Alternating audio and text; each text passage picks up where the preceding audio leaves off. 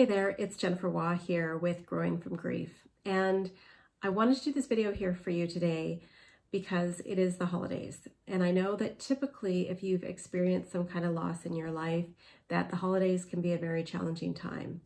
And in particular, this video goes out to all the widowed moms out there, being a widowed mom myself.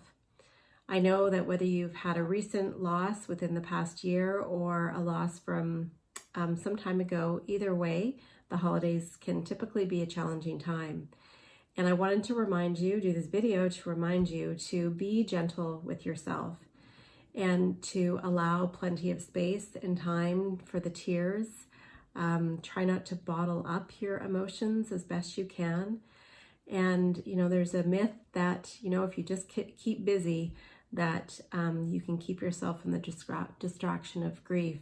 And I would recommend that you actually, instead of trying to keep busy to distract yourself from the grief, that you actually take some time to slow down and allow space and time for the emotions. I know that is probably one of the biggest things that I'm challenged with myself. And I know it can be challenging when we have children and we want to, still have the holidays be special. And I would recommend that you actually ask your children what it is that they want and what would make it special for them. Because chances are you may be putting some extra expectations and making some assumptions as to what it is that they want or need. And you may be putting, like I said, unnecessary pressure on yourself. And just try to do as much as you feel you can do, as much as possible, with at the same time balancing those needs of your kids. And like I said, I know it can be a challenging time. And I would give yourself permission to allow the holidays to look a little different. I know that the first Christmas when my husband died, we actually went on a family vacation because for us, that's what felt right for us at the time.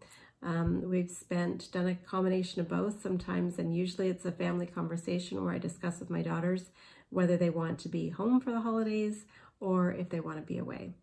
And it's a mix of both. These days, they want to be home, and I'm enjoying being home too. But there was a time where I just felt like I wanted to get away and do something different. And don't be afraid of having conversations and sharing stories of their father or whoever, the loved one. If